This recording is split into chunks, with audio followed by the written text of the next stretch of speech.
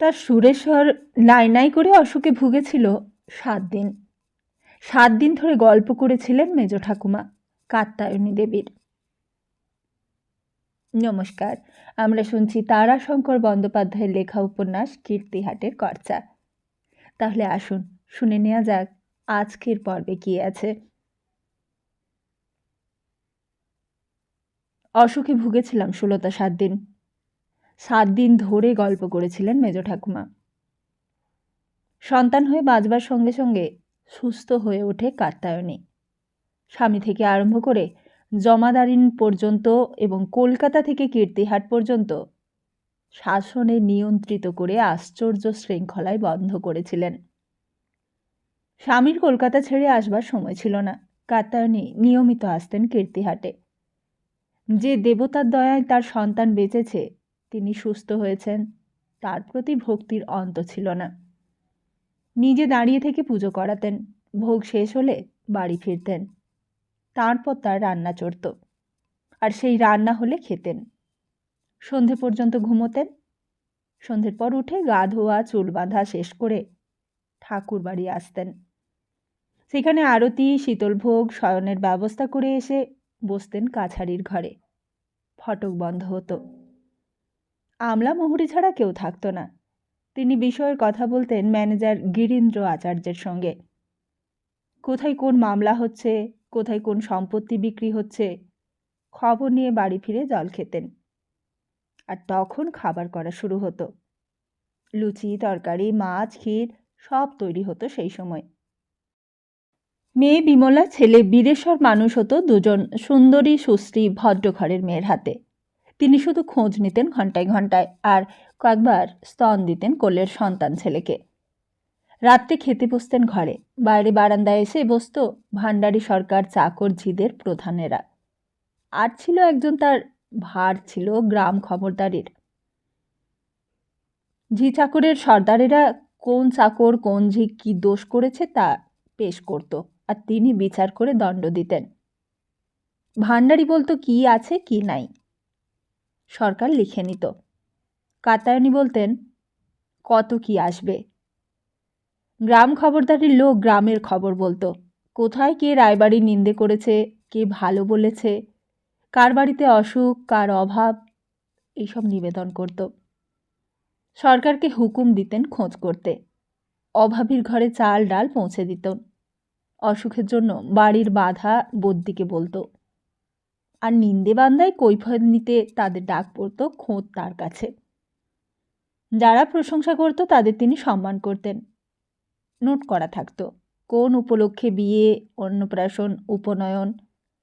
কিছু তাদের বাড়ি হলেই হয় বা দামি কাপড়, নয়বা সোনার কিছু, নয়তোবা নকুতো বলে 1 টাকা 2 টাকার জায়গায় 10 টাকা দিতে হুকুম দিত। এই সময় ভাই দেশ থেকে সতী যাওয়া উঠিয়ে দেবার জন্য উঠে পড়ে লেগেছিল দেশের সব মাতব্বরেরা। কেউ রাজা, কেউ জমিদার, সব সাহেবী মতের বড় লোকেরা। তার মধ্যে দ্বারকা ঠাকুর ছিলেন মাথার লোক, এই রবি ঠাকুরের ঠাকুর দাদা। তার সঙ্গে ভোমেশ্বর রায়ের জানাশোনা দহরম মহরম ছিল। ওরা এক বয়সী ছিলেন। আর তাছাড়া উনি ছিলেন নুনের দেওয়ান। আর ভোমেশ্বর রায় কাঁথি তমলুকে হলদির ধারে তখন নুন তৈরির খালারি বন্দোবস্ত নিয়ে নুনের কারবার করতেন। আর সেই জন্য ঠাকুরবাবুর কাছে যাওয়া আসা করতে হতো। ঠাকুরবাবু কড়া লোক ছিলেন, আর ইনি খুব হুঁশিয়ার ব্যবসাদার ছিলেন। তার সায় সায় দিতেই হতো তাকে। কাত্যায়নী ঠাকুরন তখন কীর্তিহাটে এসে রয়েছেন। মেজ ঠাকুমা হাসলেন, বললেন, তখন তো তার স্বামীর শখ মিটেছে, মানে মেয়ে হয়েছে একটি, ছেলে হয়েছে একটি, আর কি দরকার স্বামীতে। কিন্তু কথা শেষ না করে বেশ একটু সশব্দে হেসে উঠলেন। অস্পষ্ট আবছায়ার মতো নীল লণ্ঠনের আলোয় সুরেশ্বর খোলা জানালার দিকে তাকিয়ে শুনছিল। বাইরে জ্যোৎস্না উঠেছে। এক ফালি জ্যোৎস্না তেরচা হয়ে এক পাল্লা জানালার গায়ে লেগে যেন মেঝের উপর পিছলে পড়েছে। হাসি শব্দে সে মেজ ঠাকুমার মুখের দিকে তাকালে, বললে, হাসলে কেন? হাসলাম তোমাদের গোষ্ঠীর ধারা মনে করে। কি সেটা? সেটা সেটা হলো যে, যেটা এখনো তোমার মধ্যে দেখছি নে, সেইটাই। রায়বাড়ির বেটা ছেলেরা একলা বিছানায় শুতে পারে না। কাত্যায়নী দেবীর সব সূত্র 7টা ছেলে, তার মধ্যে শেষের 2টো বেঁচেছে। কাত্যায়নীর শরীর ছিল দুর্বল, তিনি ছেলে মেয়ে নিয়ে এখানে সরে আসতেন, তার ওটাও একটা কারণ ছিল। স্বামীর জন্য 2টো সেবাদাসী নিজে দেখে পছন্দ করে বহাল করে দিয়ে এসেছেন। তার উপর বায়েজি আছে। এখন আর সেবাদাসীদের চাকরি যেত না, মাথা গরম তো সেরে গিয়েছিল। সুরেশ্বর অতি বিষণ্ণ হাসি হাসলে, বললে, মিথ্যে দোষ তুমি দাওনি ঠাকুমা। বাবার কথা মনে পড়ছে। বাবার মতো মানুষ তো আমি কমই দেখেছি। এত পণ্ডিত, এমন ভদ্রলোক, আর মাকে আমাকে কি ভালোটাই না বাসতেন তিনি। তুই এবার ঘুমোতে চেষ্টা কর, আমি মাথায় হাত বুলিয়ে দিই, এখন কথা থাক। সুরেশ্বর চোখ বুজেই ছিল, মাথায় লঘু চালনায় মেজ ঠাকুমার হাতখানি ঘুরছিল। সুরেশ্বর বললে, চুলগুলো বরং টানো ঠাকুমা, ওরকম করে দিলে সুরসুরি লাগছে, আরও জোরে টানো। টানো না, যত জোর আছে তোমার। মা দুর্গার অসুরের চুল টানার মতো টানো। মেজ ঠাকুমা বললেন, মোটাই কেন খাড়া না বংশাবলীর ধারা? তোর মেজ ঠাকুরদার এই রোগ ছিল, একবার চুল টানতে টানতে আমার ঢুল এসেছে, টানতে টানতে হাতেও ব্যথা ধরেছে, আর উনিও যেন ঘুমিয়েছেন। আমি টানা ছেড়ে এমনি আস্তে আস্তে হাত বুলিয়েছি, আর চমকে জেগে উঠে দিলেন হাতটা ছুঁড়ে। লাগলো আমার নাকে, রক্ত পড়তে লাগলো। তখন বললেন, এমনি সুরসুরি দেয়? আমার মনে হলো বিছে টিচে কিছু বেড়াচ্ছে চুলের মধ্যে। সুরেশ্বর হেসে বললে, মেজ ঠাকুরদাকে তুমি খুবই ভালোবাসতে না মেজদি? অত্যন্ত প্রসন্ন ধীর কণ্ঠে বললেন মেজ ঠাকুমা, আমি খুব সুখী হয়েছিলাম সুরেশ্বর, মিথ্যে বলবো না ভাই তোর কাছে। প্রথম যখন বিয়ে হয় তখন বুড়ো বলে দুঃখ হয়েছিল, কেঁদেও ছিলাম, কিন্তু কিরকমে দুঃখ কোথায় গেল আমি জানি নে, মনে হতো আমি খুব সুখী। তবে যদি বলিস সুখ কাকে বলে তুমি জানোই না, তবে তার জবাব আমার নেই। যা পেয়েছি তাই অঢেল। ওর জন্য লজ্জা অনেক পেতাম। উনি যেসব কাজকর্ম করেছেন সেসব তো চোখেই দেখেছিস, আমি বারণ করলেও শুনতেন না। কাত্যায়নী ঠাকুরের মতো দাপটও আমার ছিল না, তিনি ছিলেন রাজকন্যে, রাজবংশ, আর আমি পুজুরি বামুনের মেয়ে। সে ক্ষমতাও আমার ছিল না, তবে বেশি লজ্জা পেতাম ওর ওই মেজ বউ রব তোলা বাতিক দেখে। চোখের আর হয়েছি তো সঙ্গে সঙ্গে মেজ বউ, তারপর বাড়ির ছাদ কাঁপিয়ে মেজ বউ। এলেই জুড়িয়ে যেতেন, বলতেন, যাও কোথা? চটক দুলালি আমার, এই আছে এই নেই, ফুরুত আর ফুরুত। আমাকে আদর করে একলা পেলে বলতেন, চটক দুলালি। বলতাম, একটা কথাই বলতাম, মরতে। বলতেন, সে আমি মরার পর যেও, আর না হয় যদি পারো সেই দিনই যেও, চিতায় পুড়ে মরো আমার। এই বলে আক্ষেপ করে বলতেন, কলিতে ধর্ম এক পদ, তাও এরা ঠেঙিয়ে ঠেঙিয়ে আধখানা থেকে শিকেখানায় এনেছে, নইলে সতী অধর্ম অন্যায় হয়? কাত্যায়নী দেবী যা লিখেছিলেন তা অক্ষরে অক্ষরে ফলেছে, অক্ষরে অক্ষরে। বললাম, না, কাত্যায়নী দেবী ছেলে মেয়ে নিয়ে তখন এইখানে, তার কানে এলো। সতী ওঠবার জন্য দরখাস্ত করেছে কলকাতার বড় বড় লোকেরা, তার মধ্যে দ্বারকা ঠাকুর একজন প্রধান। উনি জানতেন নুনের কারবার করেন স্বামী, তিনি দ্বারকানাথের কত অনুগত, তিনিও তাহলে সই দেবেন। তিনি তৎক্ষণাৎ চিঠি লেখালেন স্বামীকে। ভালো লিখতে জানতেন না নিজে, তাই কোনো মতে সই দিতে জানতেন মোটা মোটা করে। তিনি প্রেমপত্র লেখাতেন মুহুরীকে দিয়ে। তিনি বলতেন আর মুহুরী লিখত, আর তারপর পড়ে শোনাতো। তাতে তিনি সই দিতেন মোটা আঁকাবাঁকা হরফে, কাত্যায়নী। ওদিকে তখন ভোর হয়ে এসেছে। আমার জ্বরটা যেন ছেড়ে আসছে বলে মনে হচ্ছে। ঘামও হচ্ছিল। দেশে তখন ম্যালেরিয়া ছিল প্রচুর। 1936 সাল। শীত করে জ্বর আসে আর ঘাম দিয়ে জ্বর ছাড়ে। ঠাকুমা বললেন, দেশের সম্পত্তি তো পেলে, এখন ভোগও। সকালে উঠেই ডাক্তারকে বলো কুইনাইন ইঞ্জেকশন দিয়ে দিক। কিছুক্ষণের মধ্যেই ঘুমিয়ে পড়েছিলাম। ভোরে জ্বর ছাড়ল, আবার বিকেলে শীত করে জ্বর এলো। কুইনাইন মানলে না। সেই দিন জ্বর প্রবলতর হলো। 103 উঠল টেম্পারেচারে। মেজ ঠাকুমা ডেকে পাঠালেন বুড়ো ভট্টাচ মশাইকে। তিনি নাড়ি দেখে ঠিক বলে দেবেন কয়দিন হবে জ্বরের ভোগ। নাড়িতে সর্দি না পিত্তি না বায়ু, না সর্দি পিত্তি না বাত পিত্তি, কি আছে ঠিক বলে দেবেন। ডাক্তারেরা ওসব জানে না, ওরা নাড়ি গোনে ঘড়ি ধরে। মেজ ঠাকুমাকে বাধা দেবার ক্ষমতা আমার ছিল না।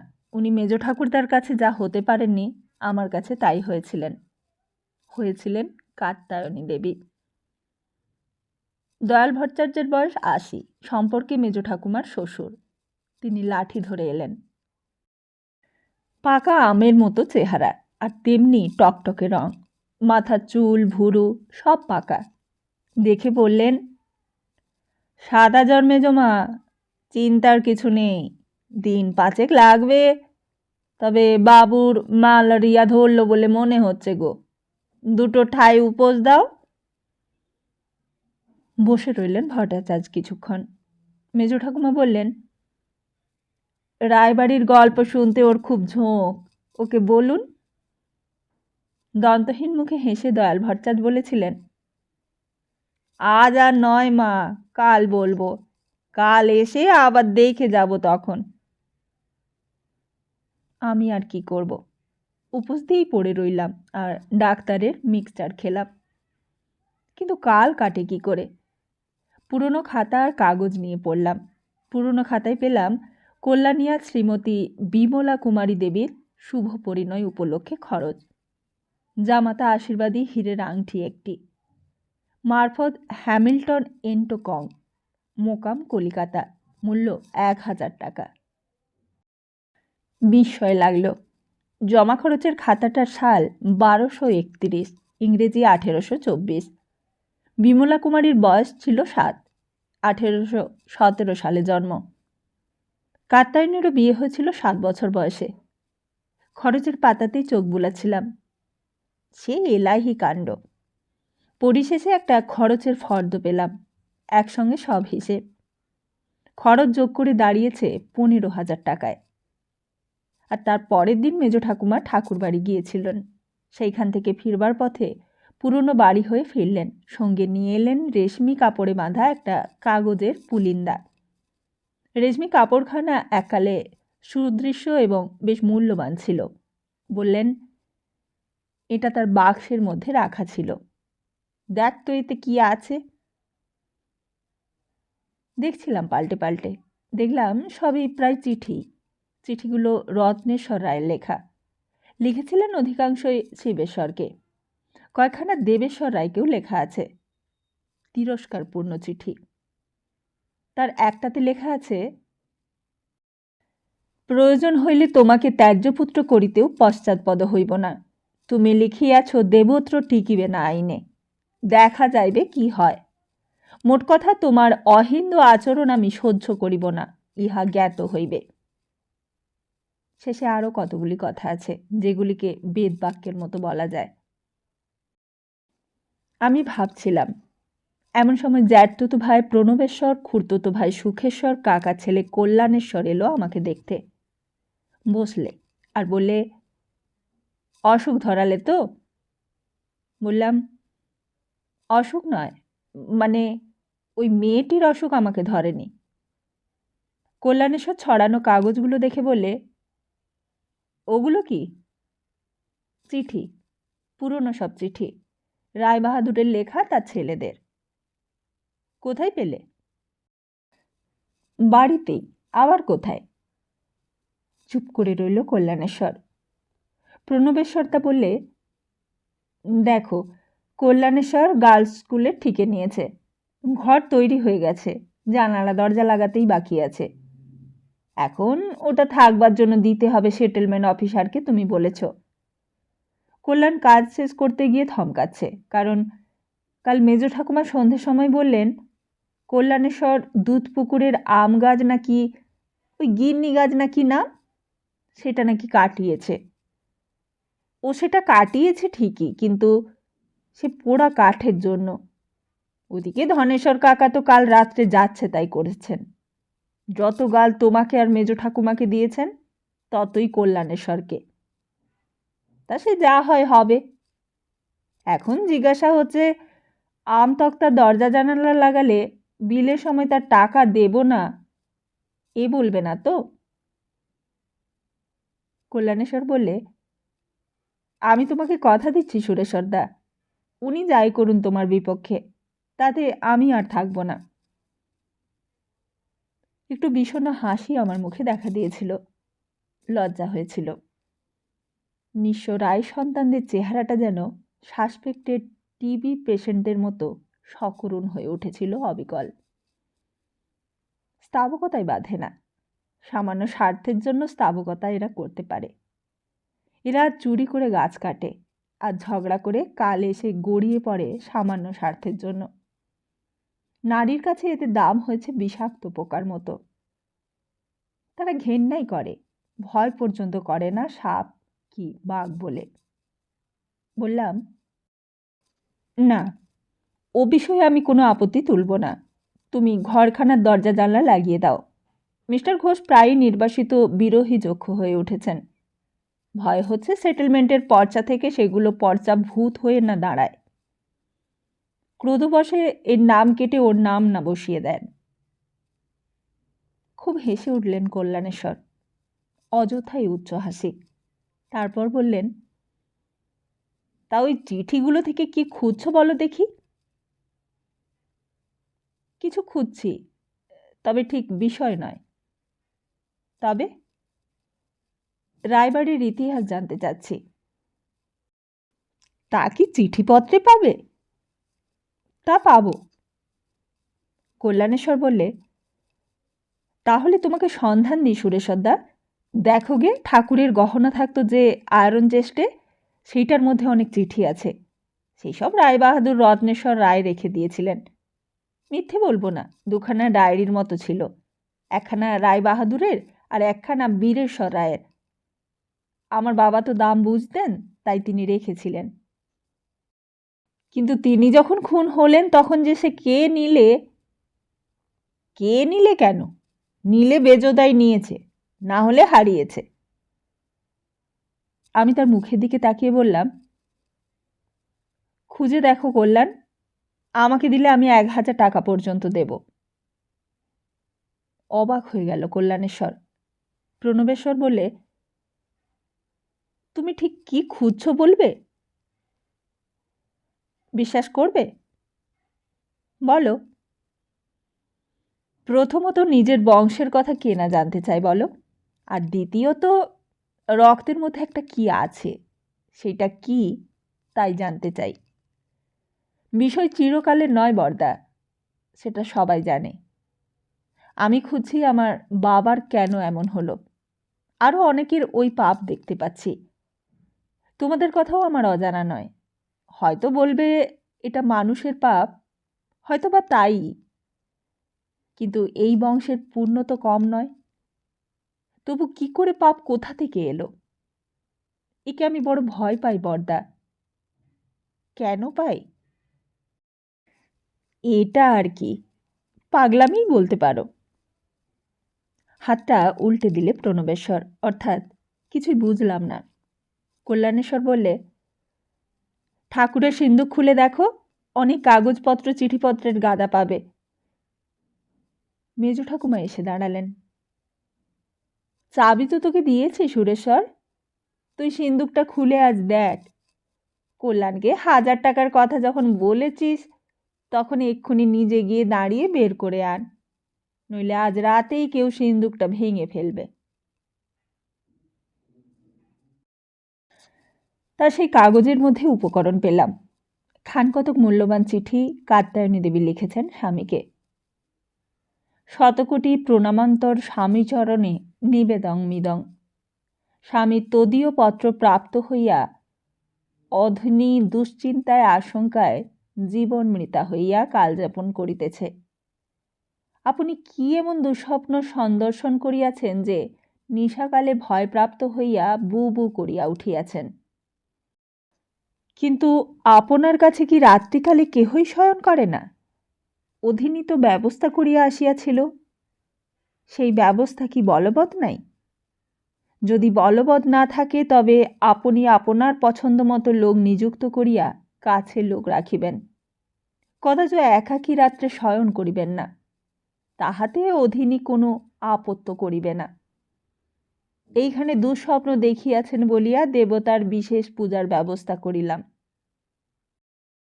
স্ত্রীচরণে স্বর্ণবিল্লপত্র শ্রী শ্রী রাজরাজেশ্বর জিউর নিকট স্বর্ণ তুলসী অর্পণের ব্যবস্থা হইল। অত্রস্থ কুশল শ্রীমতী বিমলা এবং শ্রীমান বীরেশ্বরের সর্বাঙ্গীন কুশল। বীরেশ্বর এমন দুর্দান্ত ও বলশালী হইয়াছে যে তাহাকে আমি কোড়ে লইতেও ভয় পাই। আমার প্রেমচন্দন সিক্তর প্রণাম গ্রহণ করিয়া অধীনীকে কৃতার্থ করিবেন, কারণ কম করিবেন। ইতি তদীয় শ্রী চরণাশ্রিতা কাত্যায়নী দেবী। মোটা হরফে লেখা কাত্যায়নী। চিঠি লিখেছেন কোনো পাকা হাতের মোহরে। তারপর পেলাম সোমেশ্বরের পত্র। প্রাণাধিকা প্রিয়তমাসু, শ্রীমতী কাত্যায়নী আমার প্রেম আশীর্বাদ জানিবা তোমার পত্র প্রাপ্ত হইয়া সমুদয় অবগত হইলাম, কিন্তু কোনো আশ্বাস বা কোনো ভরসা আজও পাই নাই। প্রায় নিশাযোগে দুঃস্বপ্ন দেখিতেছি। কাছে লোক থাকে, কিন্তু সে কি করিতে পারে? সামান্য মানবকুলের কোনো ক্ষমতা যে দেবরসের প্রশমন করিবে? প্রায়শই অর্থাৎ 2-1 দিবস অন্তর স্বপ্ন দেখিতেছি, যেন রাজরাজেশ্বর প্রভু জিউ বালকের মূর্তি ধরিয়া আমাকে শাসন করিতেছেন, আর তান্ত্রিক শ্যামাকান্ত দূরে রক্তচক্ষুতে তাকাইয়া হি হি করিয়া হাসিতেছে। রামব্রহ্ম ন্যায়রত্নের একখানা চিঠি আমি পেয়েছি সুলতা। সুন্দর চিঠি, যেমন হাতে লেখা তেমনি সেইকালের কথার গাঁথুনির নমুনা।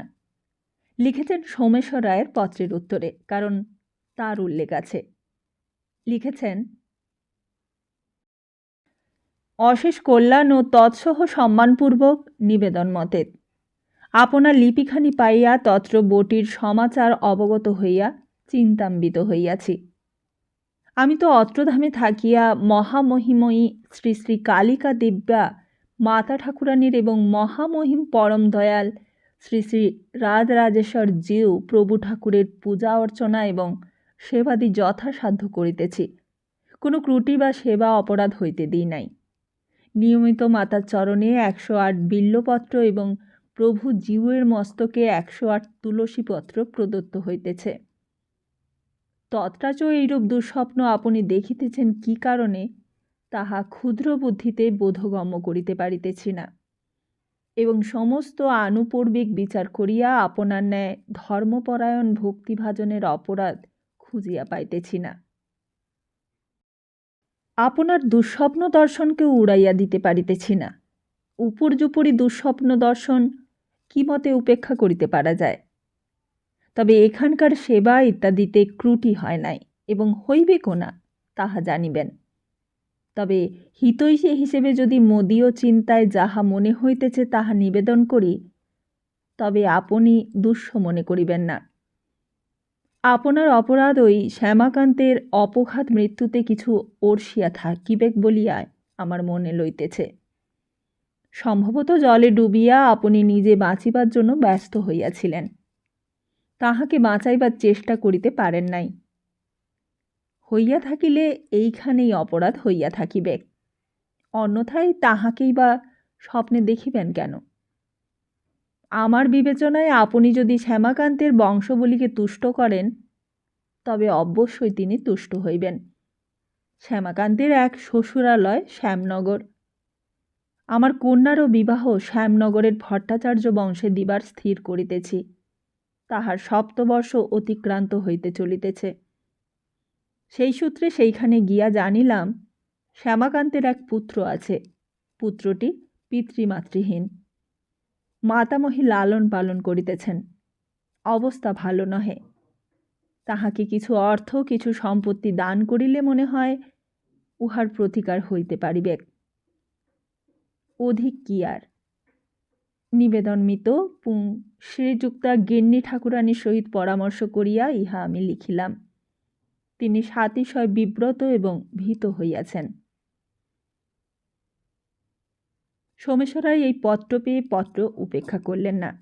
নিজে স্বয়ং এসে হাজির হলেন কীর্তিহাটে এবং পুরোহিত রামব্রহ্মকে এবং নায়েব গিরীন্দ্র আচার্যকে সঙ্গে নিয়ে রওনা হলেন শ্যামনগর। যাতায়াতের জন্য বজরা ছিল নিজস্ব। দুখানা বজরার সঙ্গে পাহাড়ি দাড়ি ছিপে লাঠিয়াল সঙ্গে নিয়ে রওনা হলেন। সঙ্গে অর্থ নিয়েছিলেন, দিয়ে আশীর্বাদ দিয়ে আসবেন। কাঁসাই ধরে হলদি হয়ে গঙ্গার উজান বেয়ে এসে উঠলেন শ্যামনগরের ঘাটে। কোথায় কার বাড়িতে আতিথ্য নেবেন, তাই শ্যামনগর ব্রাহ্মণ সদ্গোপ প্রধান গ্রাম। ব্রাহ্মণেরা ব্রহ্মত্র ভোগ করেন, যজন যাজন গুরুগিরি করেন, আর সদ্গোপেরা চাষবাস করে খায়। এদের কারুর ঘরের চালের বাড়িতে সোমেশ্বর রায় স্বচ্ছন্দ বোধ করতে পারবেন না। খড়ের চাল মাটির দেওয়ালের ঘরে শুলে মনে হতো ঘরে আগুন লাগবে। রাত্রে কোনো না দেখা গর্ত থেকে সাপ বেরিয়ে কামড়াবে। এমনকি ভূমিকম্প হয়ে ঘর ভেঙে পড়বার আতঙ্কও তার ছিল। তাই স্থির করলেন বজরাতেই তিনি থাকবেন। রামব্রহ্ম ন্যায়রত্ন তার ভাবী বৈবাহিককে খবর দিতেই গ্রাম ভেঙে এসে দাঁড়াল। কীর্তিহাটের রায়বাবু এসেছেন। তার সাজানো বজরা, তাই সেই বজরা দেখতেই তাদের কৌতূহলের অন্ত ছিল না। ভট্টাচার্যেরা এসে সসম্মানে তাকে আহ্বান করলেন। বললেন, মহাভাগ্য আমাদের, আপনি পদার্পণ করেছেন। সোমেশ্বর তাঁদের কাছেই খোঁজ নিলেন। শ্যামাকান্ত তান্ত্রিকের বিগত বিবরণ এবং তাঁর ছেলের বর্তমান অবস্থার সংবাদ। রামব্রহ্ম ন্যায়রত্নের ভাবী বৈবাহিক বললেন, শ্যামাকান্ত চট্টোপাধ্যায় কাশ্যপ গোত্রীয় কুলীন সন্তান বাবু। মূল বাড়ি ওদের যশোহর জেলায়। শ্যামাকান্তের বাপ কাশীনাথ অনেক বিবাহ করিয়াছিলেন। এই হুগলি জেলাতে 7-8টি বিবাহ ছিল। শুদ্ধাচারীর বংশ। সাধনা টাধনার ঝোঁক তাঁরও ছিল। শ্যামাকান্তকে নিয়ে তিনি ঘুরতেন, আর ওইটি তার ঘরণী স্ত্রীর সন্তান। গান তিনিও গাইতেন। শ্যামাকান্তকে বলতে গেলে তিনি মূলধন দিয়ে গিয়েছিলেন। তারপর শ্যামাকান্ত বাপের বৃত্তি নিয়েছিলেন। সুন্দর সুপুরুষ চেহারা। গান বাজনায় যাকে বলে ওস্তাদ। ওস্তাদও বটে, আবার সাধকও বটে। আমাদের এখানে আমার জ্ঞাতি ভাই অবশ্য বয়সে আমার থেকে অনেক বড়, বলতে গেলে পিতৃতুল্য জ্যেষ্ঠ ছিলেন। পদ্মনাভ ভট্টাচার্য, পণ্ডিত লোক। টোল ছিল বড়, নাম ছিল। আর নিজে শুধু পণ্ডিতই ছিলেন না, ক্রিয়াকর্ম, বিশেষ করে তান্ত্রিক পূজা খুব ভালো জানতেন। তন্ত্রমতে সস্তায়নের খুব খ্যাতি ছিল। পঞ্চপর্বে জপ তপ ক্রিয়াও করতেন। শ্যামাকান্ত কোত্থেকে তার খোঁজ পেয়ে তার তানপুরা ঘাড়ে এসে হাজির হলেন। তখন নবীন যৌবন বলতে গেলে। আমরাও তখন নবীন, কিছুটা কম বয়স। পদ্মনাভ ভট্টাচার্যকে জড়িয়ে ধরলেন। আমাকে পুনশ্চরণ করাতে হবে। দীক্ষা আমার বাবার কাছেই নিয়েছি। পুনশ্চরণ করা হয়নি, সেটি করিয়ে পূর্ণাভিষেক দীক্ষিত করতে হবে। রূপবান চেহারা বাবু, তার ওপর সুন্দর কণ্ঠ। তারা তারা বলে গান গাইতে গাইতে বিভোর হয়ে যেতেন। পদ্মনাভ দাদা ফেরাতে পারলেন না। বললেন, তা বেশ, থাকো, কিন্তু তন্ত্রশাস্ত্র পড়েছ? সেটা কিছু পড়ে নাও, তা থাকবে আমার এখানে পুত্রের মতো। এই থাকতে থাকতেই মায়া জন্মালো। নিজের একটি কন্যা ছিল। বললেন, আমার মেয়েকে বিয়ে করো, তুমি শিবের মতো পাত্র। আমার কন্যাও সুলক্ষণা, গৃহস্থ হয়ে ঘরে স্বামী স্ত্রীতে সাধনা করবে। আমি বলছি, যা চাও তাই পাবে। আমার টোল, আমার যজমান, ব্রহ্মত্র সব রয়েছে, নিশ্চিন্তেই সাধনা করতে পারবে। তা তাই হয়ে গেল। তিনি মানে শ্যামাকান্ত একটা পুরুষ ছিলেন। গানে বাজনায় হাসিতে একেবারে আমাদিগকে মাতিয়ে রাখতেন। মধ্যে মধ্যে খ্যাপার মতো হাসতেন। সোমেশ্বর বললেন, সে তো আমি জানি, দেখেওছি। হ্যাঁ, শুনেছি, কিন্তু প্রথম বয়সে দেখেননি, মানে 20-22 বছরে। তখন বলতেন, জানো হে শিবানন্দ, কালী এলে কি বলবো জানো? আমি বলতাম, কি? বলতেন, বলবো, রাজা কর আমাকে, রাজা করে দে। হা হা করে আবার খানিকটা হেসে বলতেন, তোমাকে মন্ত্রী করব হে, আর বিয়ে করব 108টা। তোমার ভাইজি সব দাসী করে দেব। মধ্যে মধ্যে চলেও যেতেন তানপুরো ঘাড়ে করে। কোথাও ওস্তাদ এসেছে শুনলে, কিংবা কোথাও কোনো সাধু টাধু এসেছে শুনলে, তাকে আর কে রাখে। পদ্মনাভ শেষটায় আফসোস করতেন, ওকে বাঁধতে গিয়ে ভুল করেছি। কন্যাটার কপালে কষ্ট আছে। আর ইতিমধ্যেই তিনি হঠাৎ জ্বর বিকারে মারা গেলেন। শ্যামাকান্তকে বলে গেলেন, দেখো, ঘরে বসেই সাধনা করো, এমন করে ছুটো না। তখন আমার ভাইজি মানে পদ্মনাভ দাদার কন্যা বড় হয়েছে। কিছুদিন এই সময় সুস্থ হয়েছিলেন তিনি। তারপরেই সন্তান হলো। সন্তানটির বছরখানেক যখন, তখন তিনি একদিন উধাও হলেন। শুনেছেন এক সাধু এসেছে, খুব বড় সাধু। দেখতে গিয়ে বাস মানুষ সেই গেল, আর ফিরল না। এর মধ্যে এক কাণ্ড হলো।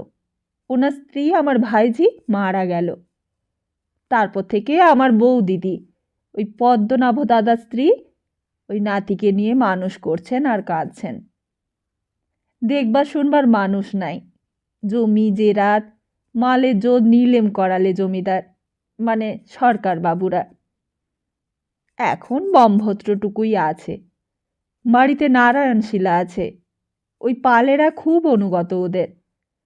ওই বাড়ির মহাভক্ত। ভাগে চাষ করে 16 আনার উপরেও কিছু এনে দেয়, তাতেই চলে। বালকটিও সুশীল, মেধাবী, নববৎসরে উপনয়ন হয়েছে।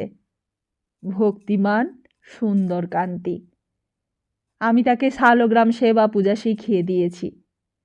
এখন সেই পূজা করে। এই কোনো রকমে চলছে আর কি। তা আপনি যখন এসেছেন, তখন আর চিন্তা কি। এইবার তার বৃহস্পতির দশা হলো। শুধু একটাই আফসোস হচ্ছে, তিনি জলে ডুবলেন। সে সময় যদি একটা সংবাদ পেতাম, তবে শ্রাদ্ধটা করাতাম। সোমেশ্বর ঘাড় হেঁট করে রইলেন। তারপর বললেন, ওইটা কি আমার অপরাধ হয়েছে? নিশ্চয়ই অপরাধ হয়েছে। তবে কি জানেন, আমার মনে হয়েছিল, সংসার শ্রমত্যাগী সন্ন্যাসী তো, তার আবার কিসের শ্রাদ্ধ। তবে আমি এই সন্ন্যাসীর পরলৌকিক যা তা করেছিলাম। শিবানন্দ বলেছিলেন, তা করবেন বই কি, নিশ্চয়ই। আর তাতে ত্রুটি বা হবে কেন? রাজতুল্য ব্যক্তি, গৃহে দেবতা অবস্থান করেছেন। না না, তা আমরা বলিনি। তবে ছেলেকে দিয়ে কিছু করানো যেত, এই আর কি। তা এইবার করুন না। শাস্ত্রে নিশ্চয় বিধি আছে, পতিত শ্রাদ্ধ উদ্ধার তো হয়। চলুন, আমি একবার ছেলেটিকে গিয়ে দেখে আসি।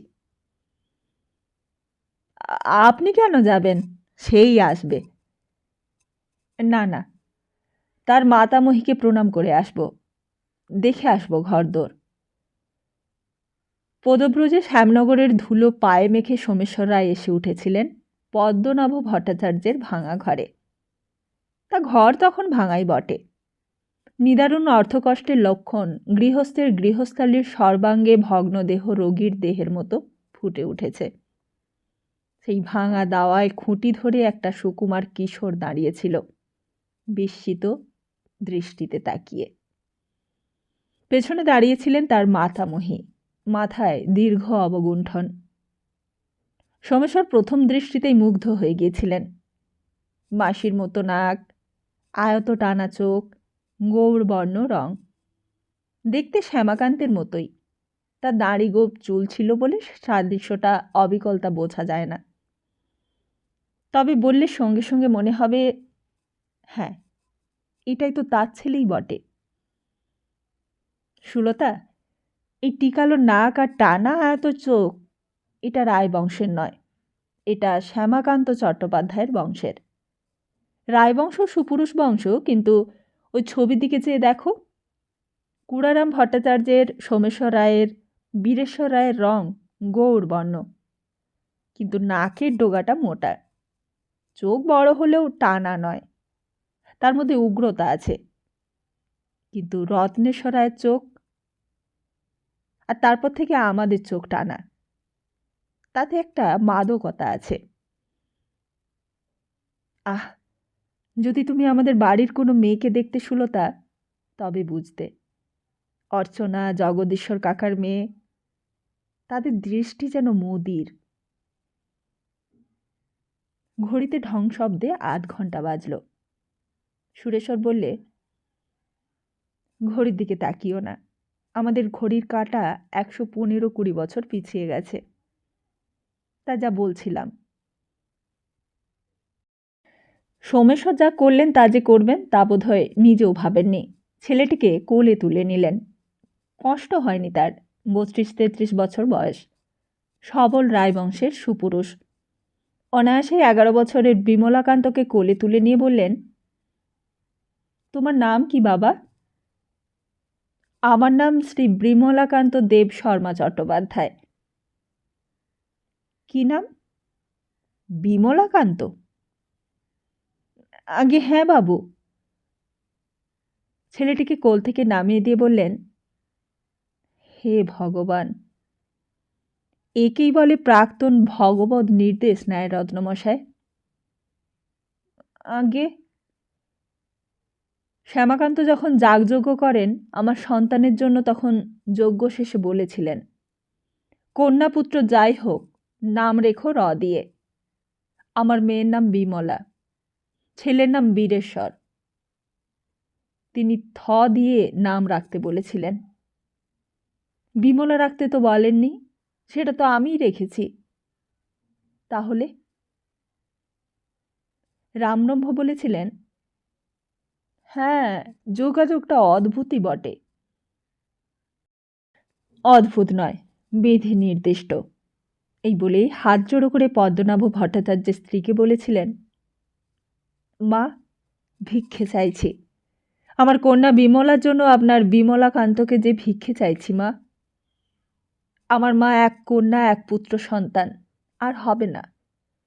বিমলাকান্তের সঙ্গে বিমলার বিবাহ দিয়ে আমি সম্পত্তি 2 অংশে ভাগ করে দেব। ওকে কলকাতায় নিয়ে গিয়ে লেখাপড়া শেখাবো। শ্যামাকান্ত আমার জন্য যজ্ঞ করে পুত্রকন্যা বাঁচিয়েছেন। আমার বাড়িতে গুরুর মতো পুরোহিতের কাজ করেছেন। মা, তার আমলে আমার বৃদ্ধির সীমা নাই। একসঙ্গে নৌকোডুবিতে ডুবলাম। আমি বাঁচাতেও চেষ্টা করিনি মা, নিজে সাঁতার কেটে কুলে এসেছি। ভাবিনি তাকে বাঁচাতে গিয়ে মরলেও আমার অক্ষয় স্বর্গ হতো। এ আমার মহা পাপ হয়েছে, সে পাপের প্রায়শ্চিত্ত করব মা। আমি বিমলাকান্তকে জামাই করব। পৌড়া মাতামহী বলেছিলেন, ঘোমটার ভেতর থেকে ফিসফিস করে। সে ঘোমটার মুখে কান না পাতলে শোনা যায় না। সোমেশ্বর বলেছিলেন, বিমলাকান্তের দিদিমা আপনি, আমি তার শ্বশুর হব, সুতরাং আমি তো আপনার ছেলের মতো মা, আমার সামনে কথা বলতে দোষ কি? ঘোমটা ঢাকা মাথাখানি ঘন ঘন নড়ে উঠেছিল। না, অর্থাৎ তা পারবেন না। শিবানন্দ হেঁট হয়ে ঘোমটার গায়ে কান পেতে বলেছিল, তবে আমাকে বলো, আমি বলছি। তখন শিবানন্দকে বলেছিলেন, ওরে বাপরে, এর ওপর আমি আর কি বলবো? কি আছে বলবার? আমি তো বাঁচলাম, উনি আমাকে বাঁচালেন।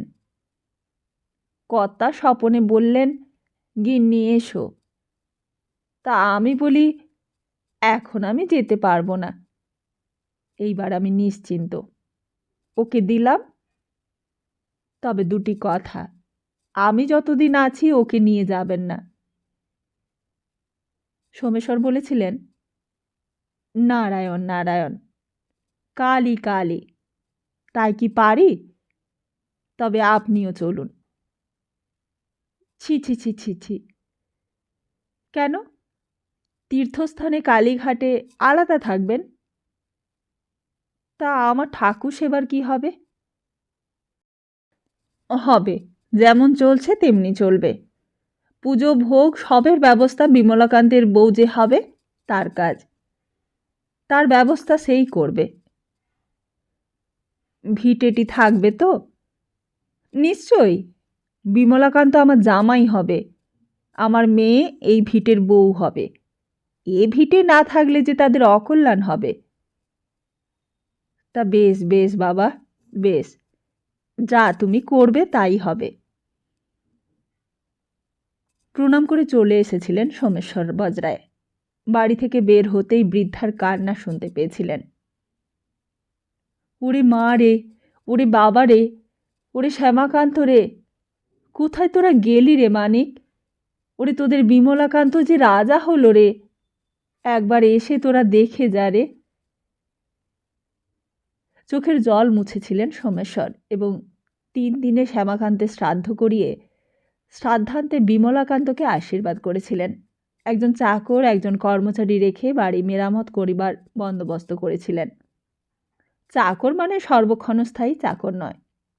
ভগবান পালায় ওদের 3 পুরুষের জোরদার, ভাগে জমি করে, তাকেই ডেকে আনিয়ে মাসে 1,500 টাকা মাইনের ব্যবস্থা করেছিলেন।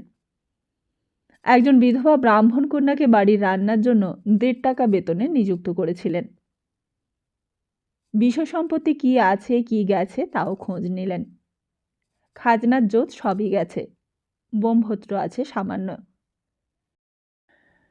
সোমেশ্বর গিরীন্দ্র আচার্যকে পাঠালেন জমিদার বাড়ি। পত্তনিদার সরকারবাবুদের বাড়ি সন্নিকটে, শ্যামনগরের একটা মাঠ পার হয়ে রাধানগর। শ্যামনগর রাধানগর দুটি মজা মিলিয়ে লাট যুগলপুর। এর জমিদারেরা প্রাচীন। পরগনা গোকুলশাহী নবাবী আমলের দানেশমন্ত খেতাবিধারী রাজার এলাকা। কিন্তু 10 সালা বন্দোবস্তের পর সানসেট লয়ের আমলে পরগনা রাখতে পারেননি। কিছু কিছু মজার লট অষ্টম আইন আরিপ হতেই পত্তনি বন্দোবস্ত করেছেন। যুগলপুর লাট বন্দোবস্ত নিয়েছিলেন এখানকার সরকারেরা, জাতিতে কায়স্থ। পেশা পূর্বে ছিল ওই পরগনাতেই তহসিলদারি, এখন পত্তনি সত্ত্বে জমিদার। পাকা হিসেব, গোমস্তা থেকে জমিদার এবং মহাজনীয় করেন। বলতে গেলে সুলতা আমার পূর্বপুরুষ কুড়ারামেরই জাতের লোক, তবু একটু তফাত আছে। ভারত অধীশ্বর যদি সিংহ হয় তবে ভূস্বামী বৃদ্ধ বাঘের জাত। কুড়ারাম ছিলেন চিতা, আর এরা নেকড়ে বলা চলে। যারা কোল থেকে ঘুমন্ত ছেলে তুলে নিয়ে গেলে জানতে পারা যায় না আমি জমিদার বংশের ছেলে। আমার কাঁধের ওপর ভারীদের মতো 2 দিকে মস্ত ভারী দুটো ভার, তার একটাতে ভালো কাজের বোঝা, অন্যটাই হয়তো ভারী মন্দ কাজের বোঝা। সেই আমিই বলছি। এদের মাথায় একটা মোট ছিল, সেটা মন্দ কাজের মোট। বগলে ভিক্ষে ঝুলির মতো একটা ঝোলা আছে, তাতে ভালো কিছু নিশ্চয়ই থাকবে না। থাকাটা হতেই পারে না। ঝুলিটার মধ্যে যা ছিল সেটা হলো দেবদ্বিজে মৌখিক ভক্তি, ভূমিষ্ঠ হয়ে প্রণাম করার পুণ্য, কপালে তিলক কাটতেন তার পুণ্য। আর মধ্যে মধ্যে ব্রাহ্মণ ভোজন করাতেন এবং উচ্ছিষ্ট পাতাগুলি বিতরণ করাতেন ব্রাত্যদের। কীর্তন গান শুনে কাঁদতেন। এগুলো কৃত্রিম ছিল তা বলছি না, অকৃত্রিমই ছিল।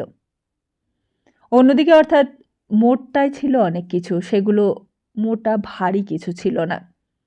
খুন খারাপি, দাঙ্গা, ঘর জ্বালানো এসব ছিল না। কিন্তু হিসেব যোগটি ছিল জোঁকের মতো। আর তাই বা কেন?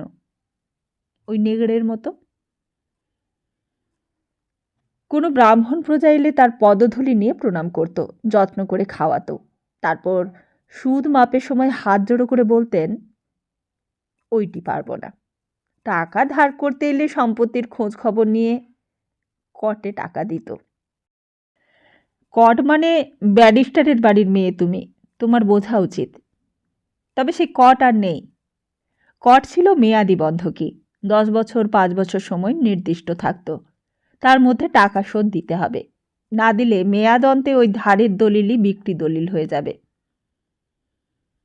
এই সরকারেরাই বিচিত্র কৌশলে বিমলাকান্তের মাতামহের জোটগুলি খাস করে নিয়েছে। সরকারদের আয় বিশেষ ছিল না, 1000 টাকা জোট। তবে প্রজার বাড়ির চালের লাউ, কুমড়ো, শাক, আড়ার শাক, গরুর দুধ, পুকুরের মাছ প্রভৃতির একটা রাজভাগ বলে ভাগ নিয়ে মন্দ চলত না।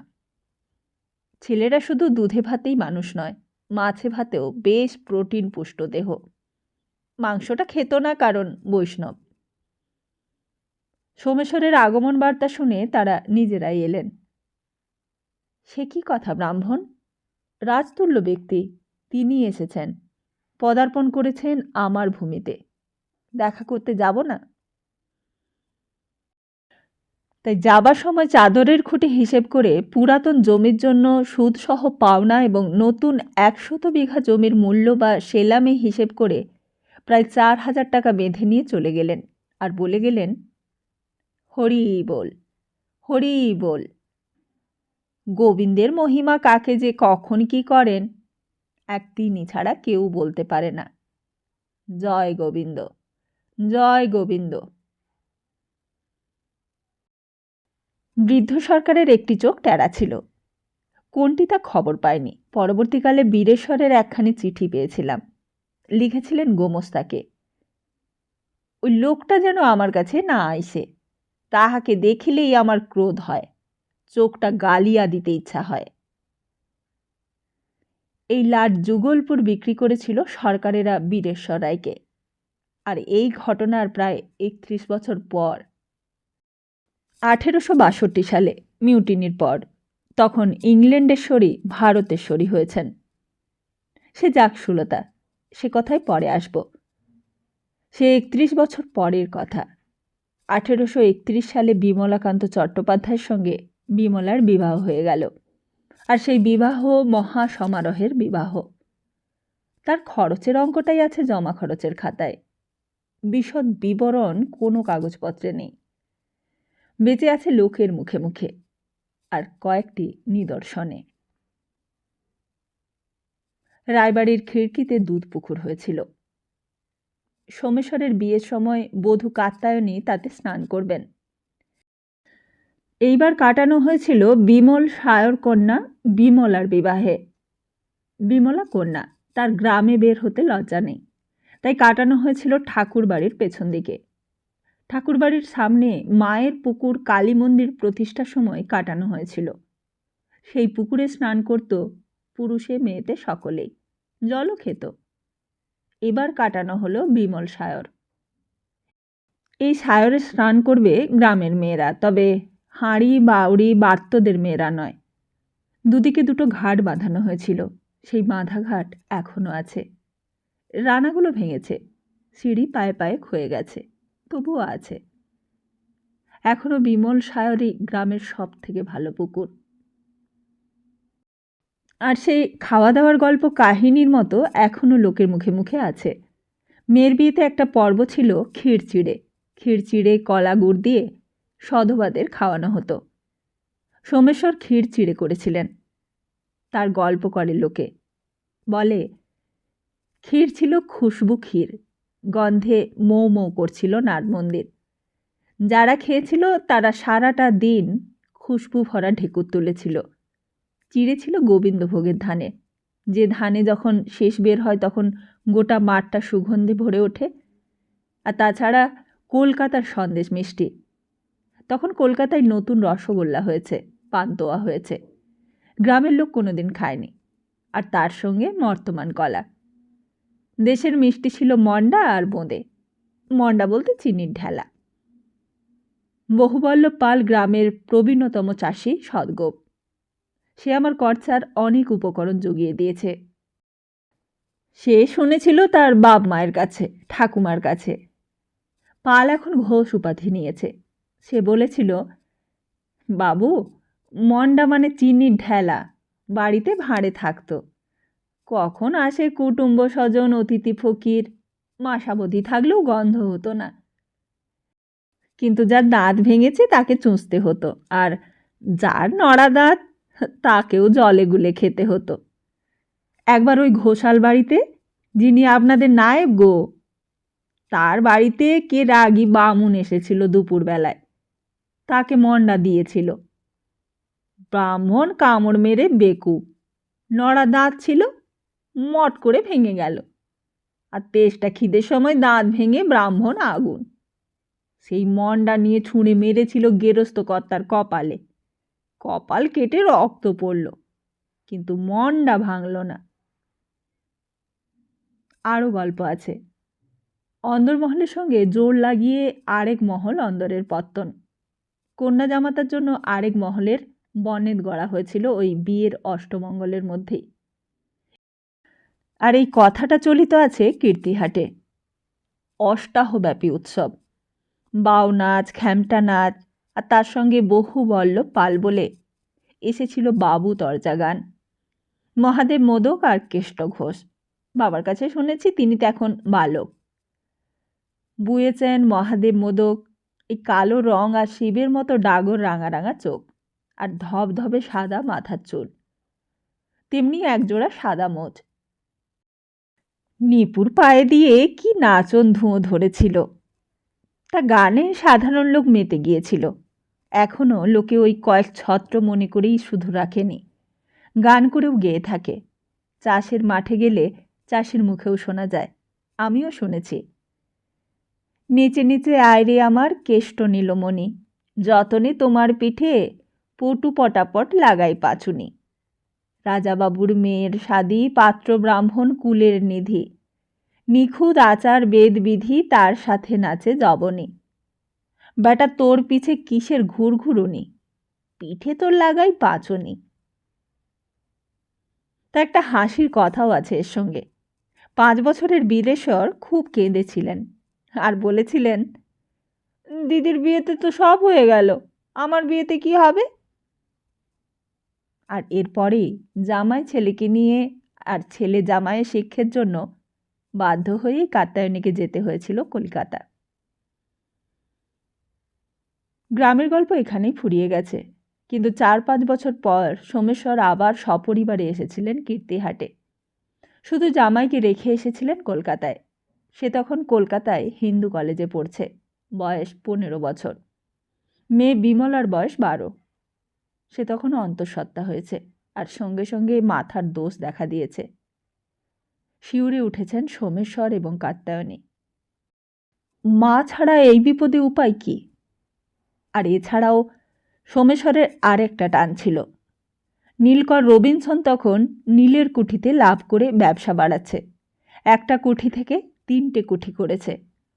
নতুন কুঠির একটা এখানেই মাইল 2 দূরে, আর একটা শ্যামনগরে।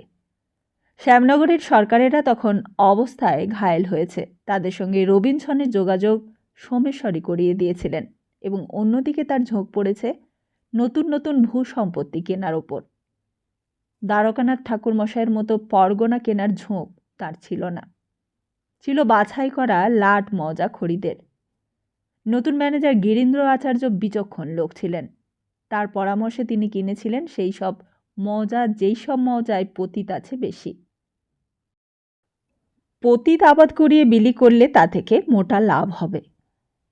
সুরেশ্বর বললে, সুলতা, তুমি নিশ্চয় জানো, অন্তত MLA সুবোধবাবুর বক্তৃতায় শুনেছ, পশ্চিমবাংলায় জমিদারেরা পার্মানেন্ট সেটেলমেন্টের সময় প্রজার কাছে খাজনা আদায় করে কোম্পানি সরকারকে দিত তার 90 ভাগ, আর নিজেরা পেত 10 ভাগ। সেই স্থলে তারা ক্রমেই খাজনা বাড়িয়ে যে আয় করেছিল বা করেছে, তাতে এখন সরকারের ভাগ হয়েছে 21, আর জমিদার লাভ করে 79। বাংলা সরকারের রাজস্ব আয় এখন 1,12,00,000, আর জমিদারের আয় 7,79,00,000। তার পদ যারা আবিষ্কার করেছিলেন তাদের মধ্যে সোমেশ্বর একজন। সোমেশ্বর এতেই মেতেছিলেন। জামাই কলকাতায় পড়ছিল। জামাই বিমলাকান্ত সুপুরুষ, শান্ত, বুদ্ধিমান। তার সম্বন্ধে তার চিন্তা ছিল না। কাত্যায়নী কিন্তু বলতেন, বিমলের সম্পর্কেই ভাবনা আমার। ও চালকলা বাঁধা বামুনের ছেলে, ছেলেবেলায় যজমান চড়িয়েছে তো। বিমলাকে যদি আমার রোগেই পায়, তবে কুলিনের বেটা সংস্কৃত জানা যজমান চড়ানো ছেলে ও কি আবার তাহলে বিয়ে না করে সেবাদাসী বাইজি নিয়ে সন্তুষ্ট থাকবে? আমি যে মাথায় মাথায় ভাবছি গো। তারপর ছেলে বীরেশ্বরকে দেখিয়ে বলতেন, আর দেখো না, এই ভট্টাচার্যি থেকে রায় হওয়া হারামজাদাকে দেখো। হিন্দু ছেলে, মুসলমান হলে কালা পাহাড় হয়। যে না হিন্দু না মুসলমান, ঠিক তাই, একেবারে মেলেচ্ছ হলো। 9 বছরের বীরেশ্বরের সঙ্গে রবিনসন সাহেবের ছেলে জনি রবিনসনের খুব ভাব হয়েছে। তার বোন মেরির সঙ্গেও ভাব হয়েছে। সে সকালবেলা উঠেই টাট্টু ঘোড়ায় চড়ে চলে যায় কুঠি বাড়িতে। বেলা 12টায় এসে খায়, তাতেও তার আপত্তি। ওখানে খাবে না কেন? ওখানে সে জনির সঙ্গে হুটোপুটি করে, গুলতিতে শিকার করে, বন্দুক নিয়ে বড় রবিনসন শিকার করে আর সঙ্গে সঙ্গে ফেরে। বীরেশ্বরকে পাদ্রি হিল সাহেব বলে। বীরা হেলে সাপের লেজ ধরে ঘুরপাক খাইয়ে ওদের বিস্ময় অর্জন করে বীর হয়ে ওঠে। মায়ের কথা শুনতে পেলে সে ক্ষেপে যায়, বলে, খবরদার, হারামজাদা তুমি বলবে না। মা বলতো, বললে কি করবি রে হারামজাদা? প্রথম আপন মনেই গোজগোজ করত, তারপর বলতো, তাহলে তোমাকেও বলবো হারামজাদি। প্রথম দিন শুনে রাগে অজ্ঞান হয়ে গিয়েছিলেন তিনি। সেবারেই বিমলার প্রথম সন্তান হলো সেই কাত্যায়নীর মতো মরা ছেলে। শিউরে উঠলেন কাত্যায়নী। মেয়েকে নিয়ে কলকাতায় এসে ডাক্তার দেখিয়ে কাত্যায়নী ফিরে গেলেন। রেখে গেলেন জামাইয়ের সেবার জন্য একটি। সুরেশ্বর হেসে বললে, কি আর বলবো সুলতা, খারাপ কথা একটু ভালো কথায় ঢেকে বা গিল্টি দিয়েই বলি। রেখে গেলেন একটি তাম্বুল কলঙ্ক বাহিনী। কলকাতার বাড়ির নায়েব বা ম্যানেজারকে ডেকে সলা পরামর্শ করে 16 বছরের জামাইয়ের জন্য একটি ষোড়শী মেয়েকে রেখে গেলেন। তার মাসোহারার বন্দোবস্ত করে দিলেন। টাকা মাস কয়েকের অগ্রিমও দিয়ে গেলেন এবং তার কর্ম কি তাও বুঝিয়ে দিলেন। তা এসব অনেক ভেবে চিন্তেই করেছিলেন। তার লেখা একখানি চিঠি আছে, তাতে তিনি লিখেছেন, কুলিনের ছেলে তদুপরি ভট্টাচার্য বংশের পুত্র পাগল বিমলাকে লইয়া ঘর না করিয়া পলায়ন করিয়া বিবাহ করিলে কি করিব? এই সমুদয় চিন্তা করিয়া তাহাকে বাঁধিয়া রাখিবার জন্য সেবাদাসী রাখাটাই স্থির করিলাম। আপনার জন্য বিধবা ব্রাহ্মণ কন্যা রাখিয়াছিলাম, কিন্তু কলিকাল পূর্ণ হইয়াছে। ওদিকে ব্রাহ্মধর্ম অনাচার শুরু করিয়াছে, আবার বিধবা বিবাহের হুজুগ উঠিয়াছে। সুতরাং ব্রাহ্মণ কন্যা ভয়ে রাখিলাম না। মুসলমান বাইজি রাখিলেও বিষম বিপদ ঘটিতে পারে। যদি মুসলমান হইয়া যায়, অগত্যা নানাবিধ সলা পরামর্শ করিয়া ও খোঁজ করিয়া একটি বেশ্যা কন্যাকেই পছন্দ করিলাম। মেয়েটির মা অত্র কলিকাতার বিখ্যাত ঘোষালবাবুদের বাড়ির বড় কর্তার বাঁধা খ্যামটাওয়ালি। চিঠিখানা সোমেশ্বর রায়ের চিঠির দপ্তর থেকে পেয়েছি, যা ছিল ওই সিন্দুকের মধ্যে। বাড়ি এসে কাত্যায়নী চারিদিকে খোঁজ করতে লাগলেন সাধু সন্ন্যাসীর, বিশেষ করে তান্ত্রিক সাধুর। তান্ত্রিক শ্যামাকান্তের ঔষধ এবং যাগযজ্ঞের ফলেই তার অসুখ ভালো হয়েছিল, সুতরাং তার দৃষ্টিতে ও ছাড়া পথ দেখতে পাননি।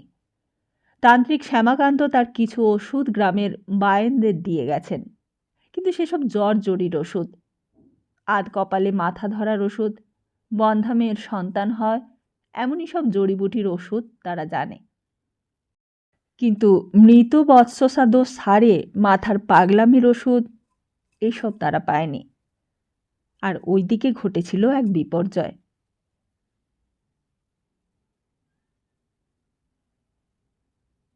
তাহলে আজকের মতো এখানেই শেষ করি। খুব তাড়াতাড়ি আসছি আগামী পর্ব নিয়ে। ততদিন ভালো থাকুন, শুনতে থাকুন আর অপেক্ষা করুন আগামী পর্বের জন্য। নমস্কার।